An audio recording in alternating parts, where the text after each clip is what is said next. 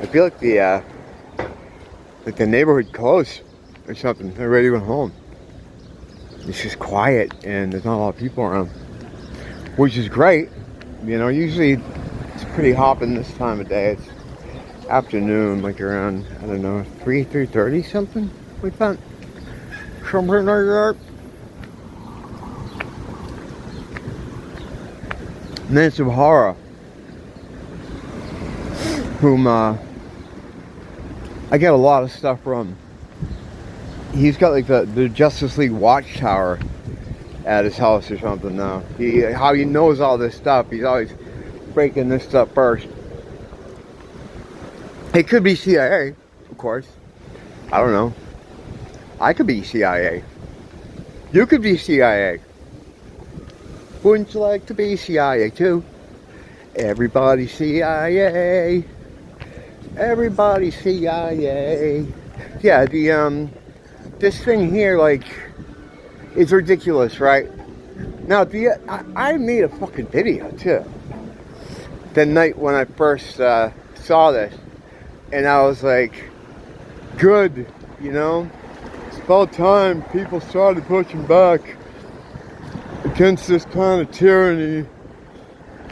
Tyranny isn't forced on you by the tyrannical, like, just fucking stupid idiot.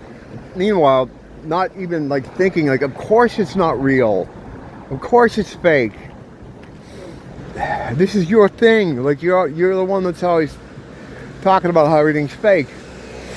And but I still, like, well, because when you've been in the system like this your entire life, right, and like at least 50 plus years for me, you get in the habit of just some stories coming out and be like, oh wow, the emotion grabs you. You know, we've talked about that before, how emotions will compromise your critical thinking. It will submerge all your other available reasoning centers. You know, just like the missile attack here that morning, or just anything. When you're in an emotional state, you're not thinking clearly. And that can be any extreme emotion. Fear, anger. That's why they try to keep you scared all the time with all the different things they put out in the news and the media. Because when you're scared, it's an extreme emotion that you become invested in, and you're not thinking clearly. So you're not like thinking, hey, wait, this doesn't sound kosher. Or sometimes it does sound kosher, and that's the problem. You know, like in the case of in the tunnels, you know. So yeah, I fell for that too. Well, I wouldn't say I fell for it. It was just I responded to it as soon as I found out about it, and I didn't. It's not like I wanted it to be true, but it made me think about how I always say the people that are pushing this tyranny, whatever the tyranny is, not giving you money for insurance, as in this case, or, you know, making you submit to taking a medical procedure, experimental medical procedure that changes your genes. You know, there's the people that come up with these ideas or want these things to happen to you or be used against you aren't the same people that are going to come out and force you to do it. That usually falls under the purview of people around you, you know, people in your neighborhood, people in your community that, you know, just following orders. And again, like, I thought that was bad. Like, didn't they say it was bad when the Nazis did the just following orders thing? And meanwhile, we went through the whole COVID thing where just following orders is acceptable. It's just, you know, I have to kick you out of here for not pulling the mask up completely over your nose. It's how it is, you know. I'm just following orders. They're selective like that. The robots are selective like that. Same thing with the, you know, my body, my choice was always a huge rallying cry until they started telling you had to have this experimental medical procedure and then suddenly it wasn't your body, your choice anymore, you know? I don't understand this. Like, I got the, look, I'm not gonna get sidetracked, but I just want to tell you how fucking retarded people are here. I had the white man, which means white, which means walk. It means it's safe to walk, which is true, because when you see the white man, it is safe to walk in a neighborhood, in a city. When he's not there, you might get killed. So what happens is when I get that, right, I get to go.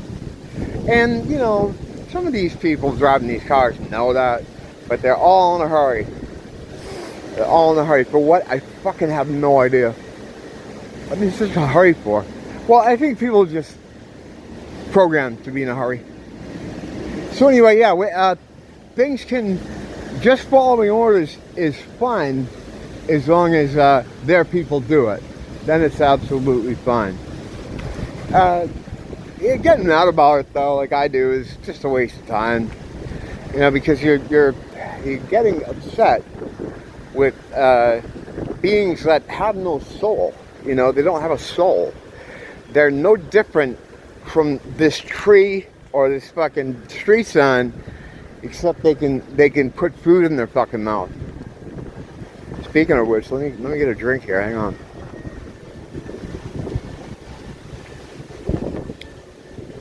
Oh, that boomer juice is excellent. I love these fucking Java Monster things. I'm back on the Java Monster hard. Actually, no, I don't do more than one a day. I used to do like fucking 5 or 6. But yeah, it's that double standard thing is always that way.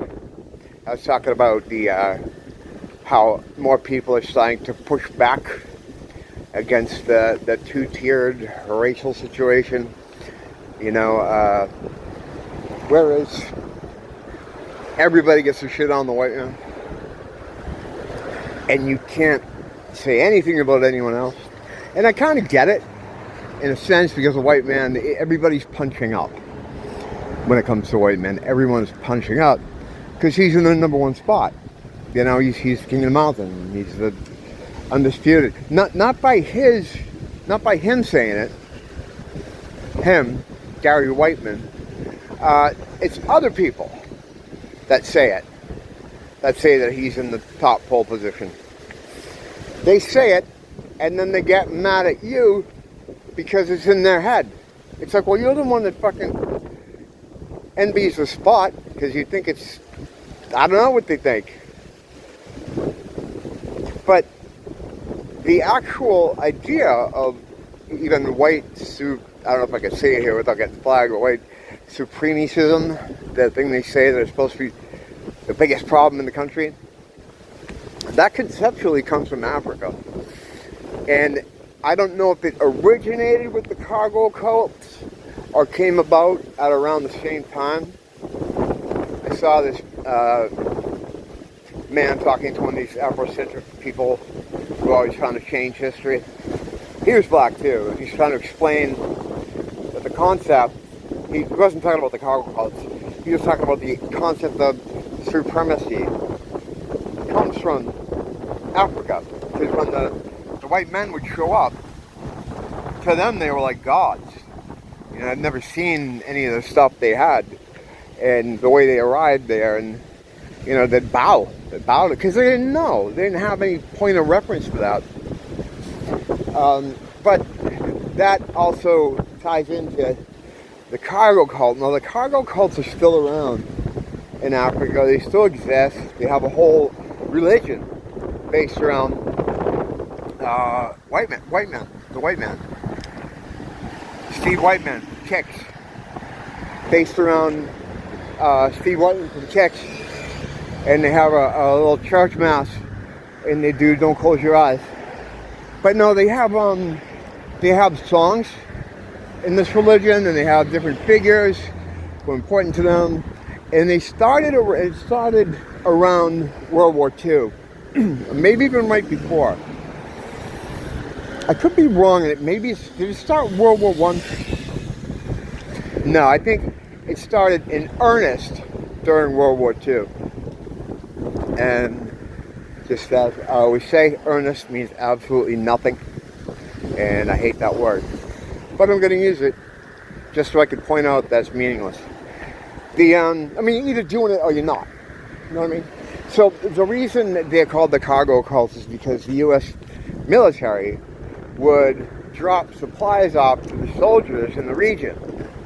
And they would come in these planes, and they would land at a base, like a fenced-in Air Force base.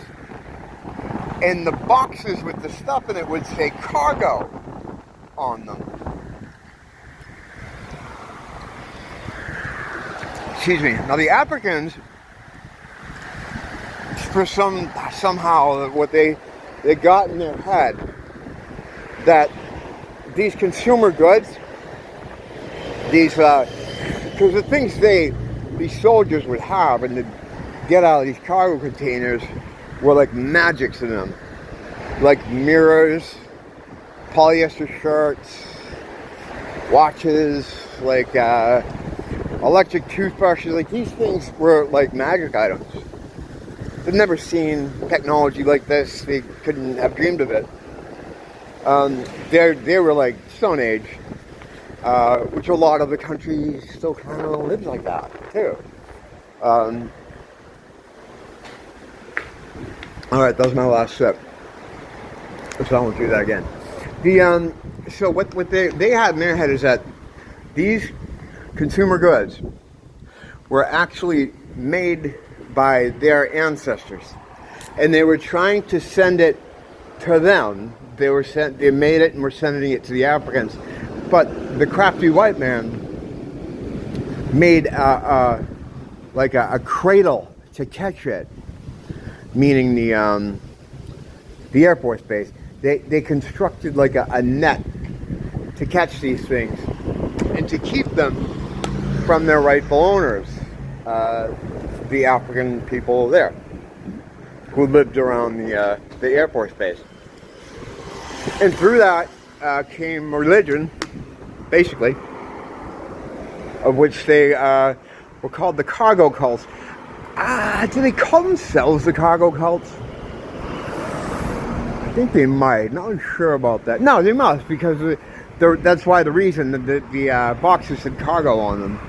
And in their minds, these were gifts that were their ancestors built. Their ancestors invented all this stuff, and they were trying to give it to them, their own people, like as a boon from heaven or whatever. And a evil whitey got in between them and built this this cradle to catch them all and keep these goods from them. I'm sorry, I'm trying to do a three-hand job with half a hand. It's always everything's a nightmare. So yeah, and it's funny because they're playing some of their songs, and it's just about like different soldiers they talk to, or different army guys they would speak to. Some of the guys that would come out of the base they would talk to, and they kind of deified these guys. Like John on the Beach, I think is a guy's name, or John the Man on the Beach. Like they're like historic, they're like biblical figures to them. And they're playing some of their songs, their traditional songs. Yeah, because they hadn't seen anything like this. It blew them away, changed their life, or changed their lives. Like they would see something like a mirror, and they couldn't comprehend how it existed. Now this goes into, this dovetails nicely into a topic that I completely forgot I was about to go into. Let me say, they go, well, where the fuck did I have it? What was I having? The cargo cults, your fucking mirror, fucking thing, shit is ours, what are you doing? Hang on a second.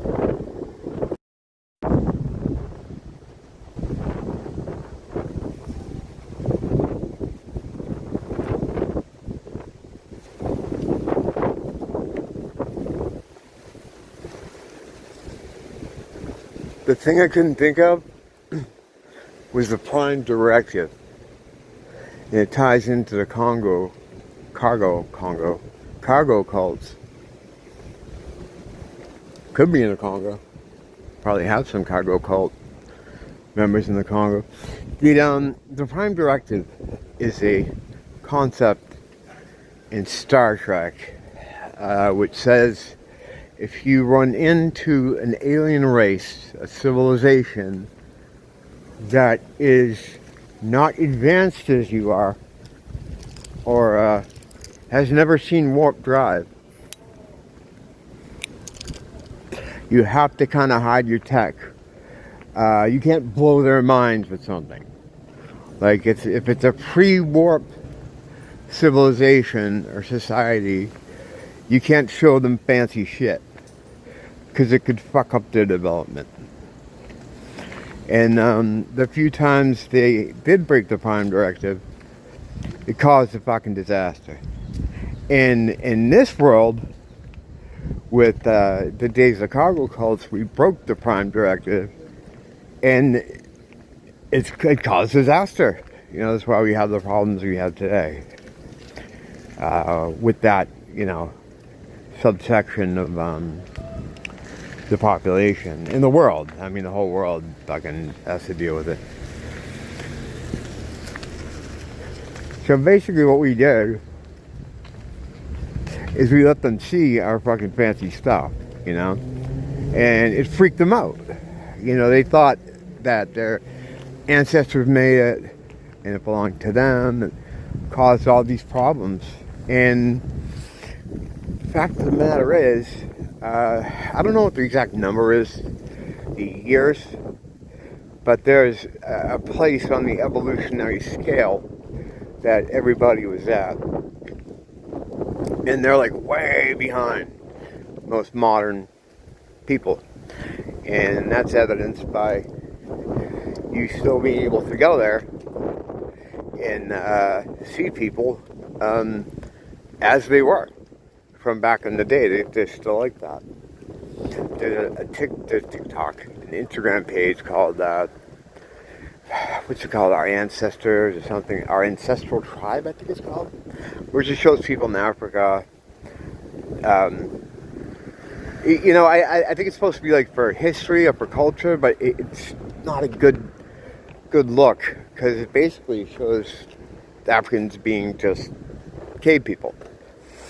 And it's in modern times. You know, they're fighting over grubs, acting very savagely, like violent, agitated. There's still cannibalism that goes on there. In the more developed African areas, like Liberia or Liberia, they have cannibalism, murder, you know, left and right. You know, there's tons of stories about warring factions in Liberia specifically. The leader was one such group. His name was General Buck Naked, and the reason he's called that is because he would fight naked, and he believed that by eating a child before battle, by eating a child's heart, it would protect him. So he was like eating kids, and this is like, you know, this century. This isn't a long time ago. So yeah, that stuff still goes on. Cannibalism and barbaric sort of savagery. It's pretty fucked up, but I'll continue in a second. I just gotta run the store here.